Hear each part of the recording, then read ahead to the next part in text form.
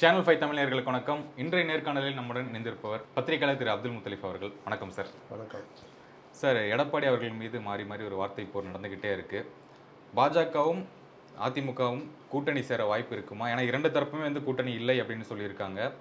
இப்போ அதிமுகவுடன் கூட்டணியில் இருக்கக்கூடிய தேமுதிகவும் சொல்லியிருக்காங்க, கூட்டணி வச்சாதான் வெற்றி பெறக்கான வாய்ப்பு இருக்கும் அப்படின்னு சொல்லியிருக்காங்க. இவருடைய 2026 இவங்களுடைய நடவடிக்கைகள் எப்படி இருக்கும், எப்படி வெற்றி வாய்ப்பு இருக்கும்? அதிமுகவுடன் கூட்டணி இல்லை அப்படின்னு பாஜகவில் யார் சொன்னார்? அண்ணாமலை அவர்கள் சொல்லியிருக்காரு. வேற யாரும் சொல்லலை. மற்றவங்களாம் சில பேர் ஆசைப்படுறாருன்னு அவரே சொல்லியிருக்காரு. அதாவது ஒரு சின்ன சம்பவத்தை சொல்லிடுறேன், பல இடங்களில் நான் சுட்டி காமிச்சது. ஒரு வெற்றி தான் ஒரு அரசியல் கட்சிக்கு இலக்கு.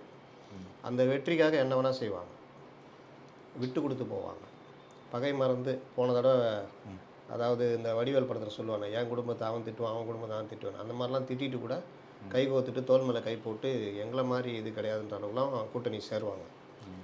ஏன் அந்த மாதிரி சேர்றாங்க அப்படின்னா, வெற்றி தான் இலக்கு அப்படின்னு.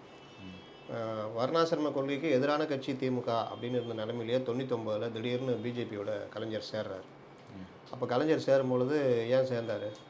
அடுத்து பிஜேபி ஆட்சிக்கு வரும்னு தெரியும். அதனால் திமுகவுக்கு மத்திய அரசில் பங்கு மற்ற விஷயங்கள்ன்றதுனால டக்குன்னு கை கோக்குறாரு. அங்கே கலைஞர் தலைவராக என்ன முடிவு எடுத்தார்? திமுகவுக்கு எதிர்காலம் நம்ம அடுத்த கட்டத்தை நோக்கி நகரன்றப்போ மறுநாள் அவருடைய கொள்கைக்கு நேர் எதிரான கொள்கையில் சேர்றாரு. அது ஒரு பெரிய அதிர்ச்சி. அதுக்கு அவர் விளக்கம்லாம் கொடுத்தாரு, ரைட் மேன் இந்த ராங் பார்ட்டின்ற மாதிரி. அப்போது அண்ணாமலை வரும்பொழுதே இங்கே என்டிஏ வலுவாக இருக்குது, என்டிஏ கூட்டணி வலுவாக இருக்குது. அப்போது இவர் வந்தவொடனே என்ன பண்ணுறாரு? ஒரு கூட்டணி கட்சி தலைவர்கள் என்ன பண்ணுவாங்கன்னா, என்னதான் கூட்டணியில் பிரச்சனை இருந்தாலும் அதை பெருசுப்படுத்த மாட்டாங்க, சமாளிக்க கூட செய்வாங்க. எதிர்கட்சியை தான் வச்சு அட்டாக் பண்ணுவாங்க. ஏன்னா அப்போ தான் உங்கள் கூட்டணியுடைய நோக்கம் நிறைவேறும். ஆனால் அண்ணாமலை அந்த அனுபவம் இல்லை. அவர் திருப்பி அண்ணாமலை மேலே ஒரு விமர்சனம் திருப்பி என்ன விமர்சனம் வைக்கப்படுதுன்னா, பொதுவான விஷயங்கள், பொதுவான கட்சி நலன், பொதுவான ஒரு தமிழகத்தில் பாஜகவுடைய நலனை தாண்டி தன்னுடைய விளம்பரம் மற்ற நலன்கள் இந்த மாதிரி விஷயத்துக்காகவே அவர் இயங்குறார். நேற்று கூட அவர் அதான் சொல்கிறார். அந்த ஏன் இப்படி திட்டினீங்கன்னு கேட்டப்போ, என்னுடைய பாணி அது, என்னுடைய ஓன் ஸ்டைல் அதுன்றார். இது ஓன் ஸ்டைல் கிடையாது. ஒரு தடவை ஜெயலலிதா திட்டிட்டு இன்னொரு தடவை புரட்சித் தலைவி அம்மான்னு சொல்கிறது எப்படி? அப்போ அது என்னது? ஜெயலலிதாவை கிரிமினல் நீங்கள், அப்புறம் ஜெயலலிதாவை புரட்சித் தலைவி அம்மான்னு நீங்கள், அப்போ எது ஓன் ஸ்டைல் உங்களுது? அதனால் அப்படி கிடையாது, பொதுவான ஸ்டைல்னு ஒன்று இருக்குது. அதுதான் நீங்கள் அது அண்ணாமலை வேறு, பாஜக தலைவர் அண்ணாமலை வேறு. அப்போ அண்ணாமலை பொது தளத்தில் இயங்கும்போது எப்படி இயங்கணும்? ரெண்டாவது, அதிமுக கூட்டணி உங்கள்கிட்ட வலுவாக இருக்குது. அப்போ அதிமுக கூட்டணியை நீங்கள் அப்படியே இன்னும் கொஞ்சம் வலுவடைஞ்சு திமுக அதிகமாக விமர்சித்து திமுக ஃபைல்ஸ்லாம் கொண்டு வந்தீங்க, அதெல்லாம் கொண்டு நீங்கள் கொண்டு போயிருந்தீங்கன்னா இந்த கூட்டணி ஓரளவு வெற்றி சக்ஸஸ் ஆகிருக்கும். நீங்கள் என்ன பண்ணுறீங்க? டிஎம்கே அடிப்பேன், அப்புறம் அந்த இடத்துல மேடையில் உணர்ச்சி வசப்பட்டு இன்னும் ரிப்போர்ட்டர் கேட்பாங்களா, ஊழல் பற்றி பேசினா அப்போ திமுக கேட்கணும், அதிமுக கேட்க மாட்டீங்களா? எங்கள் ஆளுகிற கட்சி தாங்க நாங்கள் முதல் ப்ரிஃபரன்ஸுங்க, மற்றதெல்லாம் அப்புறம் தாங்கன்னு சொல்லலை, அதிமுகவும் கேட்பேன் அப்படின்னாரு. அப்புறம் இப்படி மாறி மாறி அடித்தா, நீ முன்னாடி இருக்கிறவனு குத்து விட்டு பின்னாடி இருக்கிறவனு ஒரு எல்போ அடித்தா என்ன பண்ணுறது? லாஸ்ட்டில் என்ன கூட்டணி உடையுது. அது நீங்கள் அண்ணாமலை அவருடைய அதிரடி ஆக்ஷன்னால் இன்றைய காலகட்டத்தில் நீங்கள் பாசிட்டிவாக பேசினாலும் சரி, நெகட்டிவாக பேசினாலும் சரி, கெட்ட வார்த்தையில் திட்டினாலும் சரி, அதை ஆதரிக்கிறதுக்கு ஒரு 1000 பேர் இருப்பான். இவங்களே வார் ரூம் வச்சும் ஆதரிச்சுக்குவாங்க. என்னங்க இப்படி பேசுகிறீங்க? இப்போ நான் கேட்குறேன் என் ட்விட்டரில், ஒரு தலைவர், அவர் உங்கள் தந்தை வயசு இருக்கும், ஒரு 50 ஆண்டு கால அனுபவம் மிக்கவர், நீங்கள் யார்? நீங்கள் ஒரு தலைவர், உங்களுக்கு ஒரு அனுபவம் இருக்குது, நாளைக்கு நீங்கள் பல கட்டங்களை தாண்டணும், நீங்கள் இந்த வார்த்தை பிரயோகம் விமர்சனம் பண்ணுங்கள், வார்த்தை பிரயோகம் சரியான்னு கேட்குறேன். கொஞ்சம் பேர் அது சரியில்லை அப்படின்ற மாதிரி, ஆனால் கொஞ்சம் பேர் என்னையே திட்டுறாங்க. அப்போ இது என்ன, இந்த காலம் அந்த மாதிரி. நீங்கள் தப்பாக பேசினாலும் அதை வாழ்த்துக்கிற, ஆரவாரிக்கின்ற, கூடுதலாக இன்னும் கொஞ்சம் வண்டையாக திட்டுகிற ஒரு சமூக ஊடக காலத்தில் வாழ்கிறோம். இதெல்லாம் கரெக்டுன்னு நினைக்கிறார் அண்ணாமலை. இது நீண்ட காலத்துக்கு உபயோகப்படாது. ஏன்னா சங்கடப்படுவார் அவரே. நாளைக்கு இது கூட்டணி கொஞ்சம் ஸ்ட்ராங் ஆகி இதே அண்ணாமலை ஏதோ ஒரு கட்டத்தில் எடப்பாடியை சந்திக்க வேண்டிய நிலைமை வந்தால் அந்த வார்த்தைக்காக அவர் தனிப்பட்ட முறையில் வருத்தம் தெரிவிக்க வேண்டியிருக்கும். இது அண்ணாமலைக்கு மட்டும் நான் சொல்லலை, எல்லா பொது வெளியில் இயங்குகிற எல்லா தலைவர்களும் சொல்கிறேன். நாளைக்கு வர்ற விஜய் வரான்னா அவருக்கும் சேர்த்து தான் இந்த விஷயத்த சொல்கிறேன். அப்போது பொது வெளியில் நீங்கள் எப்படி இயங்கணும்னு இதெல்லாம் தடுத்துட்டு எனக்கு என்னன்னு சொல்லிட்டு இவர் இந்த மாதிரி பரபரப்பு, இதெல்லாம் இளைஞர்கள் அதிகமாக வராங்க, இதெல்லாம் வச்சுக்கிட்டு நோக்கத்தை சதைச்சிட்டு இவர் போய் தேர்தலை சந்திக்கிறார். அதோடைய நஷ்டம் என்ன? ஏடிஎம்கே பல இடங்களில் 2வது 3வது இடத்துக்கு போயிடுச்சு. பாஜக கொஞ்சம் சீட்டு வந்தது. ஆனால் ஒட்டுமொத்தமாக டிஎம்கே கூட்டணி காலி. டிஎம்கே கூட்டணி ஜெயிச்சிடுச்சு. இவங்க கூட்டணி உடஞ்சி சதறி யாருமே ஒன்றும் இல்லாமல் போயிட்டாங்க. இப்போ நீங்கள் ஒன்றா இருந்து ஒரு 10 சீட்டு ஜெயிச்சு டிஎம்கே 30 சீட்டு ஜெயிக்கிறது ஒரு அரசியலா? நான் எல்லாரையும் அடிப்பேன் அப்படின்னு எல்லாத்தையும் அடித்து அவங்கள 40 சீட்டு ஜெயிக்க வைக்கிறது அரசியலா? அப்படின்னு பார்த்தா ஒரு கூட்டணி கட்சி தலைவராக ஒரு 10 சீட்டு எக்ஸ்ட்ரா பிஜேபிக்கு கிடைக்கக்கூடிய வாய்ப்பை அண்ணாமலை பறித்தார் அப்படின்றது தான் நம்ம பார்க்கணும். இது நான் 2-3 இது பேட்டிகளில் சொல்லியிருப்பேன். இதே மாதிரி ஒரு நிலைமை மூப்பனாருக்கு, ஜிகே மூப்பனாருக்கு வந்தது. 96ல் பெரிய எதிர்ப்பு அதிமுகவுக்கு. எல்லாரும் எதிர்த்தாங்க, ரஜினிகாந்த் உட்பட. ஆண்டவனால் கூட காப்பாற்ற முடியாதுனாரு. அப்போது காங்கிரஸ் மீண்டும் அதிமுக கூட கூட்டணின்னு முடிவெடுக்குது. நரசிம்மராவ் தலைமையில் அங்கே ஆட்சி நடக்குது மத்தியில். முடிவெடுத்தப்போ முடியாது, இவ்வளோ 5 வருஷம் இவ்வளோ மக்களுக்கு எதிராக கெட்ட பேர் வாங்கி வச்சுருக்காங்க, இவங்க கூட கூட்டணினா காங்கிரஸ் ஒன்றும் இல்லாமல் போயிடும்னு மூப்பனார் சொல்கிறாரு. கேட்கல, உடச்சிக்கிட்டு வெளியில் வந்து தமிழ் மாநில காங்கிரஸ் ஆரம்பிக்கிறாரு. திமுக கூட கூட்டணி வைக்கிறாரு. பெரிய வெற்றி. தமிழ் மாநில காங்கிரஸும் பெரிய அளவில் வெற்றி. ஆனால் அதே மூப்பனார் 2011 எந்த ஜெயலலிதாவை ஊழல்னு விமர்சித்து காங்கிரஸ் உடைச்சி வெளியே வந்தாரோ அதே ஜெயலலிதா கூட கூட்டணி வைக்கிறார். இங்கே நான் அண்ணாமலைக்கு வர்றேன். ஏன் அவர் ஊழல்னு ஏற்றுட்டார்ல, ஏன் இங்கே கூட்டணி வச்சார்? திமுக வந்து பாஜக போயிடுச்சு, அதனால் திமுக கூட்டணியில் இருக்க முடியாது, வெளியே வந்துட்டார். ஏன் அவர் அண்ணாமலை மாதிரி நான் திமுகவும் எதிர்க்கிறேன், பாஜக கூட கூட்டணி போனால, நான் 96ல் ஜெயலலிதாவை எதிர்த்ததுனால ஜெயலலிதாவையும் எதிர்க்கிறேன், நான் தனியாக நிற்கிறேன்னு நின்றுந்தா இதே மாதிரி ஓட்டு ஸ்பிளிட் ஆகி திமுக கூட்டணி ஜெயிச்சிருக்கும் 2001 சட்டசபையில். ஆனால் அவர் என்ன பண்ணார்? அதுதான் ஒரு கரெக்டான தலைவருடைய இது. திமுக கூட்டணி வீழ்த்தப்பட வேண்டும், நம்ம அப்போ ஜெயலலிதா கூட கூட்டணி வைக்கணும். கேள்விலாம் கேட்டாங்க, வேறு என்ன பண்ண சொல்கிறீங்க? திமுக கூட்டணி வீழ்த்தணும், அதுக்கு தான் நான் பண்ணுறேன்னாரு. இதுதான் ஒரு தலைவருக்கு வேணால் இதுவாக இருக்கும். இப்போ சொல்லுங்கள், அண்ணாமலை எவ்வளோ தப்பு பண்ணுறான்னு தெரியுதா? இதுதான் இல்லை அவர் சொல்லியிருந்தார்ல சார், இவர் வந்து மோடி கூப்பிட்ட ஒரு நிகழ்ச்சிக்கு வரல, என் தலைவனவே தப்பாக பேசுகிற, அதனால தான் நான் இப்போ அட்டாக் பண்ணுறேன்னு சொல்கிறாருல்ல. எந்த வருஷம் நடந்ததா சொல்கிறாரு? 2019. இவர் எங்கே இருந்தார்? போலீஸ் அதிகாரியாக இருந்தார். 2020க்கு மேலே தான் இவர் வந்து 20ல் பதவியேற்றார். இங்கே இது வராரு, கட்சி தலைவர் ஆகுறது லேட்டாக ஆகுறாரு. அப்போது 2019 எடப்பாடி பழனிசாமி யாருக்கிட்டேயோ ஃபோனில் பேசுனதா, இவர்கிட்ட யாரோ சொன்னதை இவர் நம்பிக்கிட்டு பொதுவெளியில் பேசுகிறார். அது என்னைக்கு? 2024. 2019 2023 வரைக்கும் என்டிஏ கூட்டணியில் அதிமுக இருந்தது. 2019 2021 தேர்தலில் சந்தித்தாங்க, ஒன்றா இருந்து 4 எம்எல்ஏ பாஜகவுக்கு அதிமுக கூட்டணியில் கிடச்சிது. அப்போ இவ்வளோ பிரச்சனை இருக்குது, இவ்வளோ இது வர்றப்பெல்லாம் எங்கே போயிருந்தீங்க அண்ணாமலை? இதை தான் நான் சொல்கிறேன். அன்னைக்கு ஒரு ஆடை போய் ஓனாய் கொல்ல போவோம், ஆட்டுக்குட்டியை. என்ன என்னை போய் கொள்ள குட்டி இல்லை, இந்த குளத்தை நீ கலக்கிட்ட. நான் எங்கே கலக்குனாங்க? இப்போ தண்ணி கூட குடிக்கல, அப்படியே இருக்குது குளம். அப்படின்னா நீ கலக்கல, உங்கள் அப்பாவுக்கு அப்பா அந்த காலத்தில் இந்த குளத்தை கலக்குனார், அதனால உன்னை கொல்ல போகிறேன்னு ஓனாய் சொல்கிறதா ஒரு ஆட்டுக்குட்டி கதை வரும். அந்த மாதிரி இருக்குது. என்னென்னா, என்னைக்கோ அவர் பேசினாராம், அது 5 வருஷம் கூட்டணியில் இருக்கும்போது அவருக்கு தெரியலையாம். அமித்ஷா வந்துட்டார். இவர் கடைசியாக நடந்த என்டிஏ கூட்டத்தில் கூட எடப்பாடி பழனிசாமி கூப்பிட்டு வலது பக்கத்தில் நிற்க வச்சு அவருக்கு உரிய மரியாதை கொடுத்தா அந்த அளவுக்குலாம் இருந்தது. உடைச்சது அண்ணாமலை. அவ்வளோ தூரம் பிரச்சனை பண்ணி ஜெயலலிதா எங்கே இருந்து ஆரம்பிச்சது இந்த பிரச்சனை? அண்ணாதுரையை பொன் முத்துராமலிங்க தேவரோட, அவர் முத்துராமலிங்க தேவர் அண்ணாதுரை சம்பந்தமான அண்ணாவுடைய இதோடு சேர்ந்து ஏதோ ஒன்று பேசுகிறாரு, மன்னிப்பு கேட்டார் அதுன்னு. அது அந்த நேரத்தில் தேவையில்லாத பேச்சு. நீங்கள் பழைய பிரச்சனை இழுத்து கொண்டு வந்து போட்டிங்கன்னா புதுசாக பிரச்சனைகள் கிளம்பும். அந்த வேலையை பண்ணார். அது ஒரு தலைவருக்குரிய இது கிடையாது. அப்போ இவங்க கண்டிக்கிறாங்க. ஜெயலலிதாவை கிரிமினல் குற்றவாளின்னு பேசுகிறார். கூட்டணியில் கட்சியில் இருக்கிற மறைந்த தலைவரை பேசுகிறாரு. அப்போ அது கண்டிக்கிறாங்க.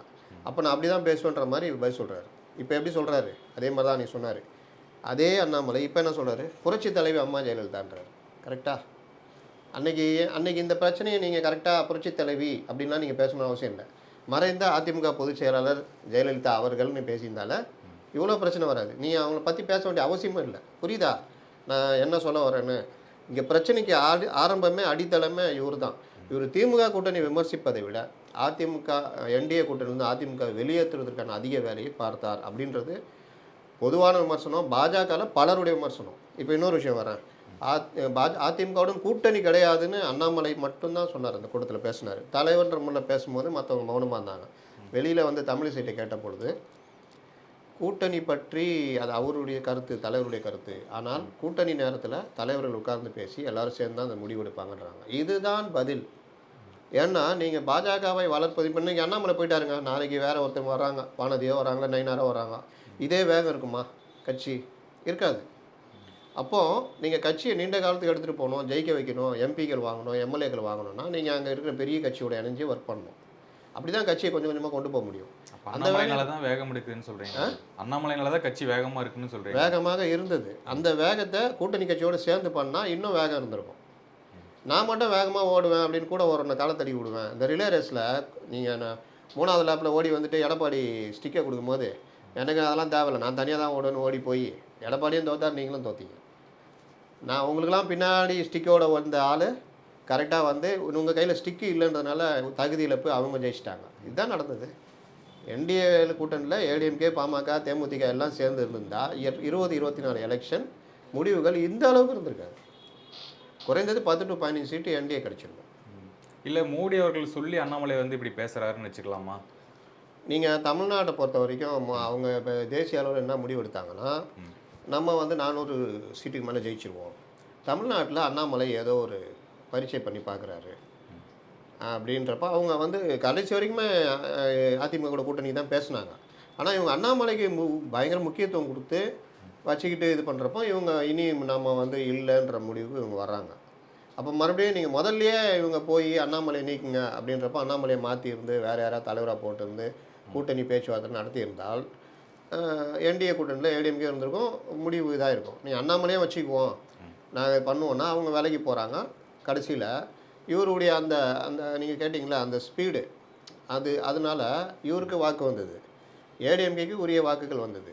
ஆனால் கூட்டணி கட்சி பலத்தோடு நிற்கிற டிஎம்கேக்கு மிகப்பெரிய வெற்றியாக இருந்தது. ஓட்டு ஸ்ப்ளிட் ஆகிடுச்சு. 2016 மக்கள் நல கூட்டணி திமுக தனித்தனியாக நிற்கிறாங்க. திமுக கூட சேர்ந்துருந்தால் முடிவு மாறி இருக்கும். கலைஞர் முதலமைச்சராக இருப்பார். தேமுதிக வரவிடாமல் பார்த்துக்கிட்டதுல 2 பேருக்குமே பங்கு இருக்குது. திமுகலையும் சில பேர் அவங்களுக்குள்ளேயே குழி தோண்டினாங்க. அதிமுகவும் அந்த வேலையை பண்ணிச்சு, உளவுத்துறை இதெல்லாம் வச்சு. அப்போ விஜயகாந்த் அவருடைய உடல்நிலை பாதிப்பு இதெல்லாம் வச்சு அவர் சரியான முடிவு எடுக்கல. அந்த நேரத்தில் அவரும் மக்கள் நல கூட்டணி நோக்கி போனார். முடிவு மாறிச்சா? எங்கே ஸ்ப்ளிட் ஆகுதோ அங்கே சிங்கிள் லார்ஜஸ்ட் பார்ட்டி அல்லது சிங்கிள் லார்ஜஸ்ட் அலையன்ஸு ஜெயிச்சிடும். இது 2024 நடந்தது. அப்போ அண்ணாமலை தான் இதுக்கு முதல் காரணம். அதனால் அண்ணாமலை தான் இந்த இது வெற்றிக்கெலாம் காரணமானா அந்த பாஜக வாக்குகளுக்கு அண்ணாமலை காரணம். ஆனால் அதை வச்சுக்கிட்டே நீங்கள் அது என்ன சொல்லுவாங்க, ஆப்ரேஷன் சக்ஸஸ் பேஷன் ஃபெயிலியர் இதுதான் சொல்ல முடியும். ஓகே, இப்போ 4வது இடத்துக்கு அதிமுக தள்ளுவேன் அப்படின்னு சொல்லியிருக்காரு. முதல் 3 இடங்கள் யார் அப்போ? அவர் என்ன சொல்கிறாங்க, வாய்ப்புளித்ததோ மாங்காய் புளித்ததோ அப்படின்ற மாதிரி பேசுகிறாரு. நீங்கள் ஒவ்வொரு காலகட்டத்திலும் ஒவ்வொரு சூழ்நிலை கூட்டணி இதெல்லாம் வச்சு தான் ஒவ்வொரு கட்சி 4வது இடத்துக்கு போகிறதோ 3வது. 96 பார்த்தீங்கன்னா அதிமுக ஒன்றுமே இல்லை, 4 சீட்டு கூட இல்லை. 91 பார்த்தீங்கன்னா திமுக 2 சட்டமன்ற தொகுதி மட்டும் தான் ஜெயிச்சது. அதுக்காக திமுக அழிஞ்சிச்சா இல்லை இதே போச்சா? ஆர்கே நகர் சட்டமன்ற இடைத்தேர்தலில் இவர் டிடிவி தினகரன் வராரு, திமுக 4வது இடம் 5வது இடம் போயிடுச்சு. நம்ம நண்பர் மருது கணேஷ் தான் நின்னார், பத்திரிகையாளர் தான் அவர். அப்போ வந்து திமுக இதோட ஒன்றும் இல்லைன்னு ஆயிடுச்சா? அதே ஆர்கே நகரில் ஜெயிக்கலையா?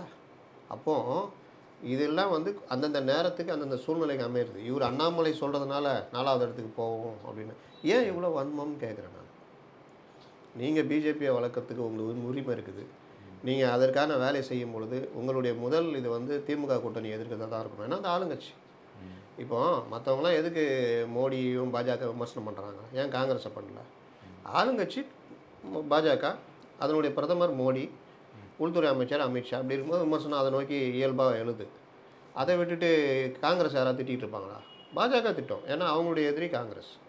அப்போ நீங்கள் இங்கே மாநிலத்தில் என்ன பண்ணுவீங்க?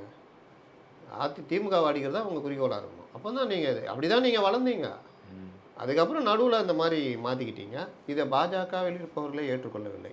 அவர் எடப்பாடி பழனிசாமியை பற்றி சொன்ன வார்த்தையை யாருமே ஏற்றுக்கல. சீமான் கூட என்ன சொன்னார், தம்பி அப்படி பேசிடக்கூடாது. மற்றவர்களும் என்ன சொல்கிறாங்க, இது மாதிரி வார்த்தை விடக்கூடாதுன்னு. தமிழிசையே என்ன சொல்கிறாங்க, தலைவராக ஒரு காரியகர்த்தாவாக தலைவருடைய பேச்சை பற்றி நான் இது பண்ண முடியாது. ஆனால் மாற்றுக் கட்சி தலைவர்களை பேசும்பொழுது மரியாதையுடன் பண்பாடுடன் பேசணுன்றது தான் கரெக்டுன்றாங்க. ஏன்னா அப்படி தான் பாஜகவில் இருந்திருக்காங்க.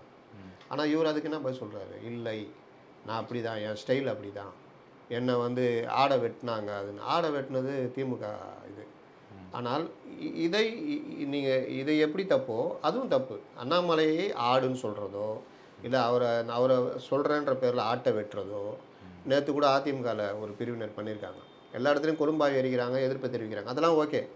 ஆனால் ஆட்டுக்கு முகமூடி போட்டு அது கிழிக்கிறது அப்படின்றதெல்லாம் வந்து கிட்டத்தட்ட ஒரு சரியான ஒரு எதிர்ப்பு இல்லை. இப்போ அதிமுகவும் அந்த இதில் இறங்கியிருக்காங்க, அதுவும் தப்பு. நீங்கள் அதுதான் சொல்கிறது, விமர்சனம் விமர்சனமாக போகணும். தரம் தாழ்ந்து போய்கிட்டே இருந்தால் அது எங்கேயா யாராவது ஸ்டாப் பண்ணி ஆகணும்ல. இல்லை அதுதான் என் பாணி, என் ஓன் ஸ்டைல் அதுன்னா அதுக்கு பக்கத்தில் 4 பேர் சிரிக்கிறாங்கன்னா அதுக்காக உங்களுக்கு மரியாதை வந்துடாது, உங்களுக்கு மரியாதை குறையும். ஓகே, இப்போது சீமான் அவர்கள் வந்து ஒரு ஆதரவும் கொடுத்துருந்தாரு, இவர் இந்த மாதிரி பேசக்கூடாது அப்படின்ட்டு. அதற்காக வந்து அதிமுகவினர் வந்து சீமானுக்கு ஒரு போஸ்டர் ஒட்டியிருந்தாங்க, வாழ்த்துக்கள் சீமான் அவர்களுக்கு அப்படிங்கிற மாதிரி. ஒருவேளை அதிமுகவுக்கும் சீமான் அவர்களுக்கும் கூட்டணி வைக்கிறதுக்கான வாய்ப்புகள் இருக்குமா? அந்த பேச்சும் அடிபட்டு இருந்தது. அதுக்கான வாய்ப்பு ரொம்ப கம்மி. ஏன்னா திராவிட கட்சிகள் வீழ்த்தப்பட வேண்டும், தமிழ் தேசியம்ன்றதான் பிரதானமாக வச்சுக்கிட்டு தொடர்ந்து ஒரு ஆதரவு கொடுத்துட்டே வந்துட்டு இருக்காருல்ல சார் அவர். அது வந்து நடைமுறையில் வர்ற ஆதரவு. நீங்கள் அடிப்படை கொள்கைகள் என்ன கேட்டால் அது இருக்கக்கூடாதுன்னு நான் சொல்கிறேன். ஏன்னா இப்போ பார்த்தீங்கன்னா கம்யூனிஸ்ட்டுகள் ஒரு கொள்கை இருக்கும், தொழிற்சங்கம், தொழிலாளர் நலன், இந்த மாதிரி விஷயம். அதுக்கு நேர் எதிர் காங்கிரஸ் கட்சி, திமுகவும் கார்ப்பரேட்டுகள் இந்த மாதிரி ஆதரிக்கிறாங்க. ஆனால் கூட்டணின்னு வச்சு தொகுதி பங்கீடுன்னு போகிறாங்க தேர்தலில். அப்படி இருக்கும் பொழுது நீங்கள் இப்போ இவர் தமிழ் தேசியம் பேசுகிறாரு, ஆனால் இவர் பேசி வர்றதுலாம் திராவிட கட்சிகளுக்கு எதிராக, காங்கிரஸுக்கு எதிராக, பாஜகவுக்கு எதிராக, இதெல்லாம் எல்லாரையும் எதிர்த்து நிற்கிறேன், நான் வந்து இப்படி தான் இருப்பேன்னு சொன்னால் அது ஒரு சிக்கல் தான். இதே நிலை எடுத்தவர் தான் நம்ம விஜயகாந்த், தேமுதிக. கடவுளுடன் மட்டும்தான் கூட்டணின்னு முடிவெடுத்தார், பேசினார், எல்லாம் பண்ணார். ஆனால் திமுகவை வீழ்த்தணும் அப்படின்னு முடிவு வரும்பொழுது அதிமுகவோட 2011 கூட்டணி வைக்கிறார். திமுகவுக்கு படுதோல்வி, 23 சீட்டு, தேமுதிக 29 சீட்டு, மீதி ஏடிஎம்கே கொஞ்சம் கூட்டணிகள்லாம் வராங்க. அப்போது இந்த மாதிரி முடிவுக்கு ஏன் விஜயகாந்த் வராரு? ஒரு பலம் வாய்ந்த கூட்டணியை வீழ்த்தணும்னா நம்ம இங்கே சேரணும் அப்படின்னு. அதுக்கப்புறம் அவர் நிலைப்பாடு வேறு மாறுது. நீங்கள் அந்த மாதிரி சீமான் வந்து 8% வருது, 10 ஆகலாம், 15 ஆகலாம், தனியாகவே களமாடிட்டு இருந்தால் அந்த 10 15 வாக்குகளாகவே இருக்கும், பர்சன்டேஜாகவே இருக்கும். இதே மாதிரி வெளியிலேருந்து எனக்கு என்னென்னு தாக்குறது, இவங்க என்ன பெரிய கட்சியா அப்படின்னு ஒரு அசால்ட்டு, ஒரு அலட்சியம் பண்ணுறது எல்லாமே நடக்கும். அப்போ அவர் கூட்டணியில் வந்து நிலைப்பாடு மாற்றினாங்கன்னா அவங்களுக்கான பிரதிநிதிகள் சட்டசபையில், பார்லிமெண்ட்டில், உள்ளாட்சியில் கிடைச்சாங்கன்னா இவங்க யாருன்றது தெரியும், இன்னும் கொஞ்சம் பவர் கூடும். அதுக்கு அதிமுகவோட சேருவார்களா அப்படின்னா எனக்கு தெரிஞ்சு இல்லை. ஒருவேளை காலம் கனிந்தால் எதுவும் நடக்கலாம், அரசியலில் எதுவும் நடக்கலாம். நான் சொன்னேன்ல, வர்ணாசிரம எதிர்ப்பு கட்சியே பாஜகவோட கூட்டணி வச்சது, இந்த இப்போவும் நெருங்கிட்டு இருக்காங்க, கூட்டணிக்கு போவாங்களான்னு தெரியாது. அப்போ அந்த மாதிரி விஷயங்கள் நடக்கலாம். விஜய் கூட கூட்டணின்னு அவர் எதிர்பார்த்துட்டு இருக்காரு. ஒருவேளை விஜய், காங்கிரஸ், சீமான் ஒன்றிணைந்து கூட்டணி வைக்கலாமா? அப்போ கூட காங்கிரஸ் அவர் எதிர்க்கிறாரு, இடம் அழிப்புக்கான கட்சின்னு. அப்போ அந்த மாதிரி சிக்கல், நடைமுறை சிக்கல்லாம் இருக்குது. அதனால் அரசியலில் எதுவும் நடக்கலாம். அது ஒவ்வொரு காலகட்டத்துக்கு ஏற்றார் போல் அந்த முடிவு வரும். நம்ம இப்போ வந்து ஜோசியம் சொல்கிறது கஷ்டம். ஓகே, செந்தில் பாலாஜி அவர்களுடைய வழக்கு இப்போ தற்போது என்ன சார் நிலவில் இருக்குது? செந்தில் பாலாஜி வழக்குக்கு போகிறதுக்கு முன்னாடி உச்சநீதிமன்றம் அந்த நீதிபதி லோகா தலைமையிலான அந்த அமர்வு வந்து தொடர்ச்சியாக இவங்கள வந்து இந்த ஏஜென்சிஸ், இடி, சிபிஐ எல்லாம் வந்து ரொம்ப கடுமையாக விமர்சனம் பண்ணுறாங்க. இடியை பற்றி விமர்சனம் பண்ணும் பொழுது 5000 சில்லற வழக்குகள் நீங்கள் வந்து பதிவு பண்ணுறீங்க. அதாவது ஒரு விசாரணை அமைப்போ, இல்லை ஒரு விசாரணை அதிகாரியோ, இல்லை ஒரு காவல்துறையோ கைது நடவடிக்கைன்றதை நம்ம பெருசாக பத்திரிகையில் போடுவோம். பாரு கைது பண்ணிட்டார், ஒரு சிங்கம் அதிகாரி அப்படி பண்ணிட்டார், உடனே குற்றவாளியை பிடிச்சிட்டார், பாருங்க உடனே இவரை பிடிச்சிட்டார், அவரை பிடிச்சிட்டாருன்னு. அதெல்லாம் வந்து சபைக்கு உதவாது. ஒரு அதிகாரினா யாருன்னா ஒருத்தரை கைது பண்ணுறது கிடையாது, ஒரு கொலையாளியை கைது பண்ணுறேன், அவன் செல்வாக்கு மிக்கவன், கைது பண்ணிட்டீங்க, உடனே உங்களை ஊரே பாராட்டுது. அதுக்கப்புறம் நீங்கள் வந்து அந்த வழக்கை சரியாக நடத்தணும், சார்ஜ் ஷீட் ஃபைல் பண்ணணும், வழக்கை நடத்தணும், தண்டனை வாங்கி தரணும். தண்டனை வழக்கு நடத்துறதுனா சாட்சிகளை கரெக்டாக ப்ரொடியூஸ் பண்ணணும், அந்த சாட்சிகளை பாதுகாக்கணும், சாட்சிகளை கடைசி வரைக்கும் ஸ்ட்ராங்காக நிற்க வைக்கணும், நீதிமன்றத்தில் அதை நிரூபிக்கணும், தண்டனை வாங்கி தரணும். இது எல்லாம் செஞ்சால் தான் ஒரு அதிகாரிக்கு, ஒரு ஏஜென்சிக்கு, ஒரு காவல்துறைக்கு இதுக்கெல்லாம் மரியாதை. ஆனால் இந்தியாவில் நீங்கள் கைது செய்யப்படுறதுக்கும் தண்டனை வாங்கி கொடுக்குற ரேஷியோ பார்த்தா 5% கூட கிடையாது. 100 பேர் கைது ஆகுறாங்கன்னா 5 பேருக்கு தண்டனை கிடைக்குது, 95 பேர் விடுதலை ஆகுறான், இல்லை சாட்சிகள் பிறல் சாட்சி ஆகுது. இந்த மாதிரி என்ன காரணம்? இவன் திருப்பி திருப்பி கொஞ்ச நாளில் வெளியில் வந்தோன்னா சாட்சி சொல்ல பயப்படுறாங்க. செல்வாக்காக மாறுறான். அப்போ அவன் ஒரு கொலை பண்ணியிருந்தா கூட பார்த்தா நம்ம ஏன் சொல்லணும், நமக்கு வம்பு. அப்போ சாட்சிகள் பாதுகாக்கப்படுறதில்ல. இதே தான் ஏஜென்சிகள்கிட்டே நடக்குது. எப்படி ஒரு வழக்கில் எனக்கு என்னன்னு கைது பண்ணுறாங்க, யாராவது ஒருத்தர் சொல்கிறாங்க, அதை வச்சுட்டு கைது பண்ணுறாங்க. அப்போது வழக்கு நீதிமன்றம் வரும்பொழுது சார்ஜ் ஷீட்டில் ஸ்ட்ராங்கு இல்லை, வலுவான சார்ஜ் ஷீட் இல்லை, சாட்சிகள் வெயிட்டாக இல்லை. இவங்க பிஎம்எல் ஆக்டில் கைது பண்ணுறாங்கன்னா அதை நிரூபிக்கிறதுக்கான ஏற்பாடுகள் இல்லை. இல்லாவிட்டால் மூல வழக்குன்னு ஒன்று சொல்லுவாங்க. ஒரு எஃப்ஐஆர் போட்டால் அந்த எஃப்ஐஆர்லேருந்து தான் பிஎம்எல் ஆக்ட் வரும், மணி லாண்ட்ரி ஆக்ட்டு. அதில் தான் இடி உள்ளே வந்து வழக்கு போடும். இந்த மூல வழக்கு ஒன்றும் இல்லாமல் போயிடும். இந்த மூல வழக்கு இல்லைன்னா இவங்க நிற்க முடியாது, இவங்க வழக்கு போட முடியாது. அப்போது அந்த மாதிரி விஷயங்கள் இது எல்லாத்தையுமே இடி கரெக்ட் பண்ணி பண்ணணும். இதெல்லாம் நீங்கள் பண்ண மாட்டேங்கிறீங்க. 5000 வழக்கில் 40 வழக்குக்கு தான் நீங்கள் தண்டனை வாங்கி கொடுத்துருக்கீங்க. என்ன நீங்கள் பண்ணுறீங்க? நினச்சபடி நீங்கள் யாரையும் கைது பண்ணுறீங்க, நீதிமன்றம் வரும்போது ஒன்றும் பண்ணலன்னு நீதிமன்றம் கண்டிக்குது. ரெண்டாவது, ஒரு குற்றவாளி இப்போ நேற்று கவிதா ரிலீஸ் ஆகுறாங்க. கவிதா யாருன்னா அந்த மதுபான கொள்கை அந்த வழக்கில் டெல்லியில் கெஜ்ரிவால் அந்த மணீஷ் சிசோடியாலாம் அரெஸ்ட் ஆனதில் கவிதா வந்து பிரதான குற்றம் சாட்டப்பட்டவர். ஏன்னா அவங்களுடைய அந்த மதுபான ஆலை மற்ற விஷயங்கள் நேரடி குற்றச்சாட்டு உள்ளானது. அவங்க கட்சியில் ஒரு எம்பி ஒருத்தர் சம்மந்தப்படுறாரு, ஒருத்தர் இது பண்ணுறாங்க. அதில் விஜய் நய்யார்னு ஒருத்தர் முக்கியமான குற்றவாளி. அவர் அப்ரூவராக மாறுறாரு, அதாவது ஈடிக்கு ஏற்ற மாதிரி மாறுறாரு. அந்த ஆதாரத்தை அந்த வாக்குமூலத்தை வச்சு இவங்கள கைது மற்ற விஷயங்கள்லாம் பண்ணி கொண்டு போகிறாங்க. அதை நேற்று உச்சநீதிமன்றம் இது கேட்குது. உங்கள் இஷ்டத்துக்கு குற்றவாளி மாற்றி சொல்கிறான்னா அவனை அப்ரூவர் ஆக்கி அவன் மூலிமா குற்றம் சாட்டுறவரை அரெஸ்ட் பண்ணுவீங்களா? இது எப்படி சரியாக இருக்கும் அப்படின்னு நேற்று கண்டிக்கிறாங்க. கவிதாவுக்கு ஜாமீன் கிடைக்குது. கவிதா பிஎம்எல் ஆக்டில் அரெஸ்ட்டு. பிஎம்எல் ஆக்டில் அரெஸ்ட் பண்ணால் குறைந்த ஜாமீன் கிடைக்காது. ஏன்னா நீங்கள் குற்றமாட்டோம் நீங்கள் தான் நிரூபிக்கணும். அதில் ரொம்ப பிரச்சனைகள்லாம் இருக்குது. ஆனால் அரெஸ்ட் ஆகி ஒரு 5-6 மாதம் கூட இருக்காது, அவங்க வந்து ரிலீஸ் ஆகுறாங்க. செந்தில் பாலாஜி கிட்டத்தட்ட 13-14 மாதமாக இருக்கார் பிஎம்எல் ஆக்டில் அரெஸ்ட் ஆகி. அதுலேயே என்ன பிரச்சனை வருது, மூல வழக்கு இது வரைக்கும் விசாரணைக்கு எடுத்துப்படல. அப்போ அதில் 2000 சாட்சி இதுவங்களாம் இருக்காங்க, சாட்சிகள் குற்றவாளிகள்லாம் சேர்ந்து 2000 பேரும் இருக்காங்க. அப்போ அது என்ன பண்ண போகிறீங்க? அது விசாரணை நடந்தால் எவ்வளோ காலம் ஆகும்? அப்போ அது வரைக்கும் இவர் உள்ளே இருக்கணுமா அப்படின்ற கேள்வியை வைக்கிறாங்க. அப்படி வைக்கும் பொழுது இவங்க வந்து அதுக்கான சரியான பதில் சொல்கிறதுக்கு இவங்களால முடியல. அப்போது எல்லாத்தையும் கேட்டுட்டு கிளாரிஃபிகேஷனும் கேட்டு தள்ளி வச்சுருக்காங்க தீர்ப்பை. ஓகே. அப்போ எனக்கு என்ன தோணுதுன்னா, இதுக்கு முன்னாடி மணீஷ் சிசோடியாவுக்கும் இதே தான் நடந்தது. மணீஷ் சிசோடியாவுக்கு சார்ஜ் ஷீட்டே ஃபைல் பண்ணல இடி. செந்தில் பாலாஜி கூட இடி சார்ஜ் ஷீட் ஃபைல் பண்ணிச்சு, ஃப்ரேமிங்கும் பண்ணிட்டாங்க. அது வழக்கு போகுது இந்த கீழமை நீதிமன்றத்தில், ஆனால் விசாரணை நீதிமன்றத்தில். ஆனால் மணீஷ் சிசோடியாவுக்கு சார்ஜ் ஷீட்டே ஃபைல் பண்ணல இடியே. ஏன்னு கேட்டால் 2000 சாட்சிகள் மேலே இருக்காங்க. அப்போ அவங்க இதெல்லாம் பண்ணுற வரைக்கும் நீங்கள் சார்ஜ் ஷீட் லேட் பண்ணுவீங்க, அது வரைக்கும் உள்ளே இருக்கணுமா? ஏற்கனவே 17 மாதம் இருந்துட்டார், நாங்கள் ரிலீஸ் பண்ணோன்னு பண்ணிட்டாங்க. செந்தில் பாலாஜிக்கு மூல வழக்கில் இதே கேள்வி வருது, அதுவும் கிட்டத்தட்ட இதே மாதிரி போகுது, தள்ளி வச்சுருக்காங்க. அப்போ நீங்கள் கேட்குற கேள்வி செந்தில் பாலாஜி வழக்கு என்ன ஆகும் அப்படின்னா, செந்தில் பாலாஜி வழக்கு தீர்ப்பு அந்த ஜாமீன் தீர்ப்பு ஒத்தி வச்சுருக்காங்க. அநேகமாக விரைவில் செந்தில் பாலாஜி வெளிவருவதற்கான வாய்ப்புகள் பிரகாசமாக இருக்குது. ஏன்னா நான் சொன்ன இந்த பிரச்சனைகள் தான். நேற்று கவிதாவுக்கும் ரிலீஃப் கிடைச்சிருக்கு. அதனால் செந்தில் பாலாஜிக்கும் ரிலீஃப் கிடைக்கிறதுக்கான வாய்ப்புகள் அதிகம் உண்டு. ஓகே சார், தொடர்ந்து பேசுவோம் சார். நேர்காணலுக்கு மிக்க நன்றி. வணக்கம்.